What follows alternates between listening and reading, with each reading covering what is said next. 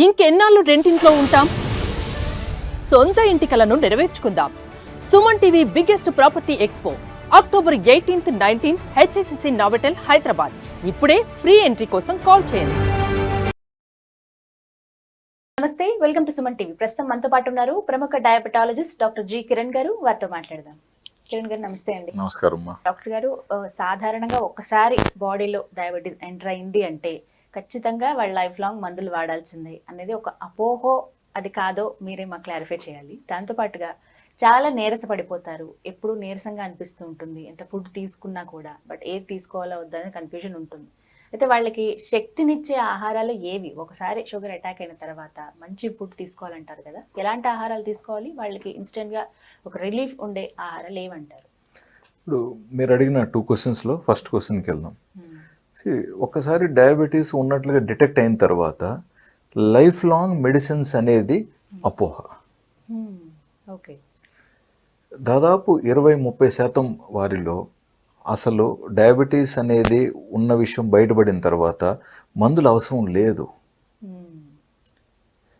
మందులు అవసరం లేదు. మనలో ఉన్న ఇన్సులిన్, మనలో మిగిలిన ఇన్సులిన్ లేదా మనలో ఉత్పాదన అవుతున్న ఇన్సులిన్ని మన దినచర్యలకి, మన శారీరక శ్రమకి, మనం తీసుకుంటున్న ఆహారానికి బ్యాలెన్స్ చేయగలిగితే ఉన్న ఇన్సులిన్ సరిపోతుంది.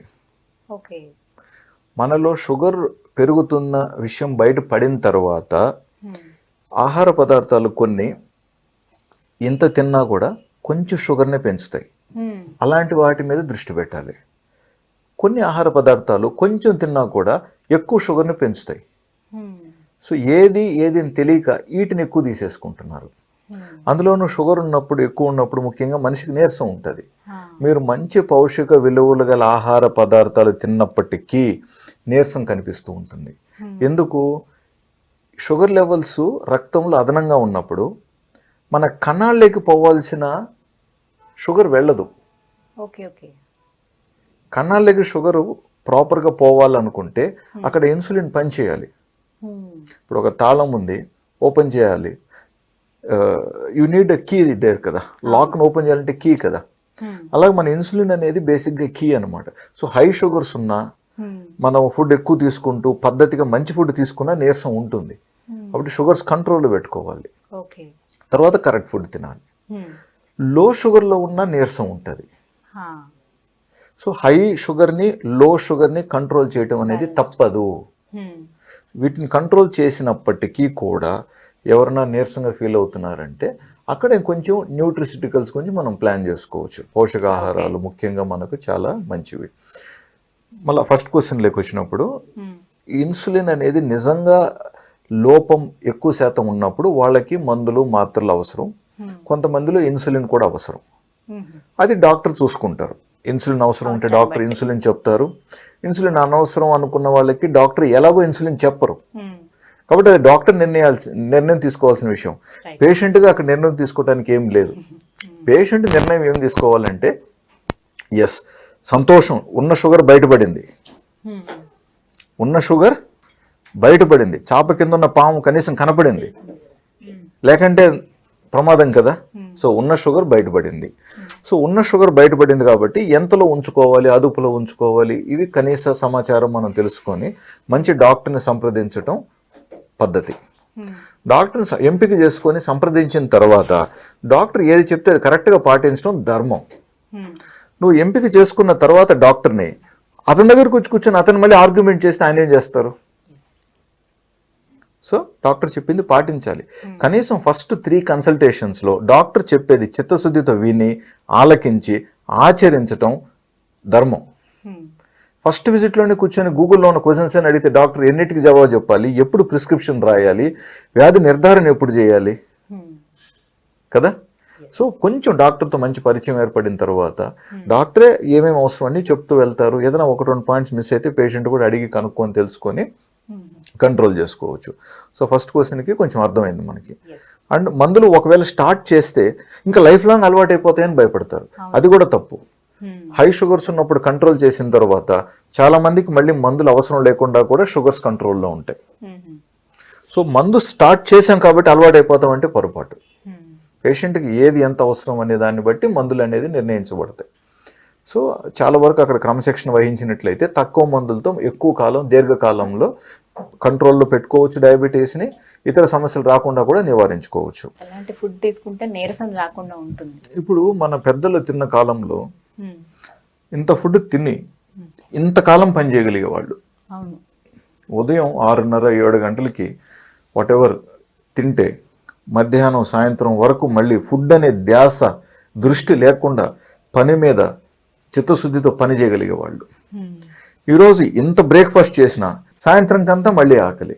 అంటే మనం తీసుకుంటున్న వాటిల్లో మనకు నిజంగా కావాల్సినంత ఎనర్జీ వస్తుందా?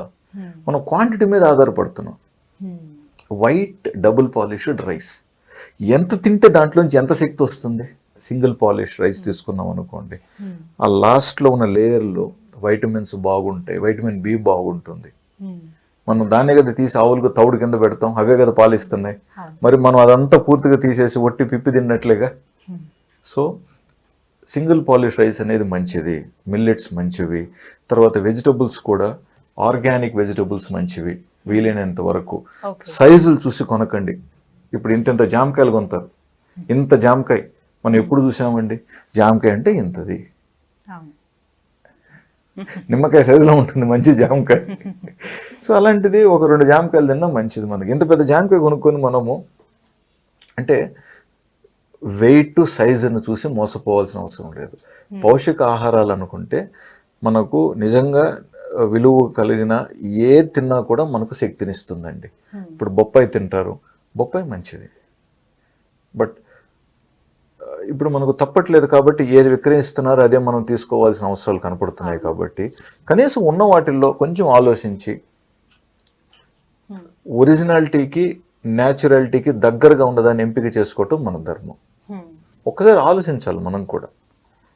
ఇప్పుడు మనం చూస్తున్నప్పుడు మనకు ఒక ఫుడ్ కానీ ఏదన్నా రియాలిటీలో ఏది ఉంది, న్యాచురల్కి ఏది సంబంధం ఉంది అనేది మనం గ్రహించగలగాలి. ప్రతిదీ మనము గూగుల్లో సెర్చ్ చేస్తేనో లేదా ఒక డాక్టర్ చెప్పిందని ప్రతిసారి దాని మీద ఆధారపడాల్సిన అవసరం లేదు. మనం కొంచెం information you should just understand by that. అలాంటి మంచి మనం ఎంపిక చేసుకోవాలి, చాలా ఇంపార్టెంట్ అండి. వాటర్ మెలోన్ ఎర్రగా తీయగా ఉంది, ఎర్రగా తీయగా వాటర్ మెలోన్, ప్రతి వాటర్ మెలోన్ అలా ఉండలేదు కదా. Why don't you accept the reality? Correct. అది బొప్పాయి, ప్రతి బొప్పాయి తీయగా పెద్దది ఎర్రగా ఎట్లుంటుంది? ఉండలేకపోవచ్చు. సో కొన్ని రియాలిటీలోకి వెళ్ళాలి ఉంటాయి. బట్ కొంచెం హైబ్రిడ్ లో కానీ లేదా ఎక్కువ సైజు వచ్చినప్పుడు మేబీ దాంట్లో పౌష్టిక లోపాలు ఉండొచ్చు అనేది కూడా మనకు తెలిసిన విషయమే కదా కొంచెం మనకి. సో అంటే ఈ ఫుడ్స్ అన్ని కూడా మన నీరసం రాకుండా ఉండాలంటే ఇలాంటివన్నీ తీసుకోవాలి, మంచి ఫుడ్స్ తీసుకోవాలి. క్వాంటిటీ కాదు కానీ క్వాలిటీని చూడాలి అని చెప్తున్నాను క్లుప్తంగా నేను. అన్ని ఫుడ్స్ మంచివండి. ఇప్పుడు చాలా మంది తెలిసి తెలియక అవకాడో మంచిదని పట్టుకుంటారు. మన తాతలు వాళ్ళ తాతలు అవకాడో తిని మనల్ని కన్నారా? అసలు అవకాడో ఇప్పుడు మనం ఎక్కడి నుంచి వచ్చింది? అవకాడో ఎక్కడ పండుతోంది? ఎంత కాలంలో వినియోగదారుడికి చేరుతుంది? మరి అంత కాలంలో నిజంగా దాంట్లో ఉన్న పోషక విలువలు నిలబడతాయా? ఎందుకు ఆలోచించాం? మనకు దగ్గరలో పండే కూరగాయలు, వెజిటబుల్స్, ఫ్రూట్స్ చాలా మంచివి. అది మనం ఫస్ట్ గ్రహించాలి. సో దూరపు కొండలు నులుపు అన్నట్టుగా ప్రతి దాని మీద వెళ్ళి డబ్బులు పెట్టాల్సిన అవసరం లేదు. అడ్వర్టైజ్మెంట్ అన్నీ చేస్తారు, అన్ని రకాల అడ్వర్టైజ్మెంట్లు చేస్తారు. ఎక్కడి నుంచో తెచ్చి అవే బెస్ట్ అని చెప్పి అడ్వర్టైజ్మెంట్ చేసి ఎంతో మంది జనాలు పాపం దీనికి ఆకర్షణీయంగా వెళ్ళిపోయి వాళ్ళ స్థాయికి మించి ఖర్చు పెట్టి తెచ్చి కొన్ని తింటున్నారండి. అది అవసరమా? మనకు దగ్గరలో మనకు Hyderabad is a wonderful location.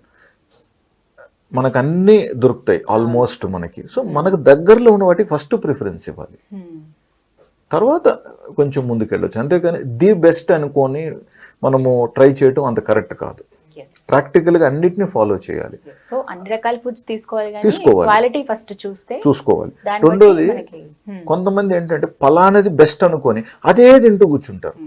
Okay, Apple మంచిది, ఇంకా రోజు 3 పూట్ల 3 యాపిల్స్ తినేసి ఎంతకాలం అది? సో నెక్స్ట్ సీజన్లో మళ్ళీ ఇంకొక ఫ్రూట్లోకి వెళ్ళాలి కదా మనం. అలాగే అన్నీ తినాలి. 4 వెరైటీస్ ఉంటే 4 వెరైటీస్ కొంచెం కొంచెంగా పద్ధతి ప్రకారంగా మనం తీసుకొని వెళ్ళాలి. అదేవిధంగా ఇది వరకు మనం ఒక భోజనానికి కూర్చుంటే ఒక 3 రకాల కూరలు ఉంటాయి, 3 రకాల కూరలు కాస్త తినేవాళ్ళం. ఇప్పుడు ఏమైపోయింది? ప్రిఫరెన్స్, చాయిస్, ఫేవరెట్ ఒకరికి ఒకటి ఫేవరెట్ అయిపోతే ఇంక అంతా అదే ఇంకేది పట్టించుకోరు. ఈయన ఫేవరెటే ఇంకా. అవును. మన పాత కాలంలో మనం బంతి భోజనంలో కూర్చుంటే బెస్ట్ ఐటమ్ కొంచెం పెట్టేవాళ్ళు. అవును, చాలా తక్కువ. ఇప్పుడు బఫే సిస్టంలోకి వెళ్ళింది. సో ఆ బెస్ట్ ఐటమ్ మీకు ఇష్టం కాబట్టి ఆ బెస్ట్ ఐటమ్ ఇంత పెట్టుకొని తింటున్నాం. అట్లా it's all about discipline and personality. మనకి ఏది నిజంగా మంచిది అనేది మనం డిసైడ్ చేయగలిగితే, ముఖ్యంగా మన పిల్లలు దీన్ని చూసి నేర్చుకోవాలి. అక్కడ ప్రాబ్లం అవుతుంది. అట్లీస్ట్ మనకన్నా కొంచెం భయము, కొంచెం బాధ్యత ఉంటుంది కాబట్టి ఓకే ఇది ఇంతటితో మనకు చాలు అని మనం అనుకోగలుగుతున్నాం. బట్ పిల్లలు ఏంటి, నా ఫేవరెట్ అని అదే తింటున్నారు వాళ్ళు. అది కొంచెం మనం జాగ్రత్త పడాల్సిన విషయం ఎంతైనప్పటికీ. సో ఇవి ఖచ్చితంగా మీరు అన్నట్టుగా ఓవరాల్గా చూసుకుంటే క్వాంటిటీ కన్నా కూడా క్వాలిటీ చాలా ఇంపార్టెంట్. అదొక్కటే తెలుసుకోవాలంటారు. Right. Thank you so much doctor గారు. నమస్తే. చూసారు కదా, ఇది వాళ్ళ వీడియో. ఈ వీడియో కనుక మీకు నచ్చినట్టయితే లైక్ చేయండి, షేర్ చేయండి, కామెంట్ చేయండి, మా ఛానల్లో సబ్స్క్రైబ్